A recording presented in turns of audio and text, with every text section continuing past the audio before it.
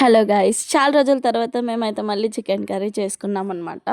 ఇన్ని రోజుల నుంచి వీడియోస్ ఎందుకు తీయలేదు అని చాలామంది అడిగారనమాట నన్ను పర్సనల్‌గా.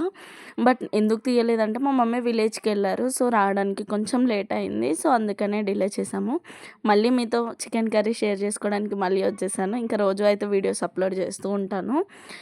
ఇంకా నేనైతే మీతో ఒక చిన్న మెమరీ అయితే షేర్ చేసుకోవాలనుకుంటున్నాను. నిన్న మా ఫ్రెండ్ వాళ్ళది గృహప్రవేశం ఉందంటే మా స్కూల్ ఫ్రెండ్స్ అందరూ వచ్చారనమాట. చాలా బాగా ఎంజాయ్ చేశాము. ఆ మూమెంట్స్ అసలు ఎందుకో చాలా క్యాప్చర్ చేసుకోవాలనిపించింది. నిజంగా ఆ మెమరీస్ అన్నీ ఎంత బావుంటాయో గదా! చిన్నప్పుడు ఫ్రెండ్స్, ఆ చిన్నప్పుడు స్టోరీలన్నీ మేము చెప్పుకుంటుంటే నిజంగా వేరే లెవెల్ అనుకోండి. ఇంకా మా ఇంట్లో చాలా సేపయితే మేము టైమ్ స్పెండ్ చేశామనమాట మళ్ళీ వచ్చి. ఇంకా అలా టైమంతా నిన్నసలు వాళ్ళతో ఉంటే ఏంటో అసలు టైమే తెలియలేదు నాకైతే. గడుస్తూనే ఎళ్ళిపోయింది. ఇంకా మీరు గూడా మీ ఫ్రెండ్స్‌ని రీసెంట్‌గా కలిసుంటే మాత్రం ఖచ్చితంగా మెమరీస్ నాతో షేర్ చేసుకోండి. ఇంకా ఫైనల్‌గా చికెన్ ప్రాసెస్ అయితే మా మమ్మీ స్టార్ట్ చేస్తారనమాట. ఫస్ట్ మ్యాగ్నేట్ చేసుకుంటుంది చికెను.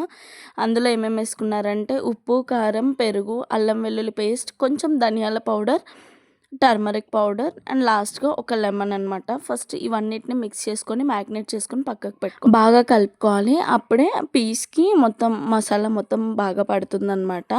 అందుకే ఇంకా కాసేపయితే మ్యాగ్నేట్ చేసుకొని, అవి తర్వాత ముక్కలకి మొత్తం మసాలా పట్టేలాగా మేమైతే సైడ్‌కి పెట్టుకొని ప్లేట్ అయితే పెట్టుకున్నాం. తర్వాత స్టవ్ వెలిగించుకొని పాన్ పెట్టుకున్న తర్వాత కొంచెం ఆయిలేసుకోవాలి. ఆయిల్ వేడెక్కగానే ఆనియన్స్ కట్ చేసుకున్నవన్నీ అందులో ఏసుకొని, కొంచెం ఆనియన్స్ కూడా ఏగిన తర్వాత టమాటో అయితే వేయాలి. ఇవి 2 వేసి కాసేపయితే మగ్గబెట్టాలనమాట. కొంచెం అవి మగ్గింది అని అనుకున్న తర్వాత మళ్ళీ ఓపెన్ చేసి మనం మ్యాగ్నేట్ చేసుకున్న చికెన్‌ని అందులో వేసేసుకోవడమే.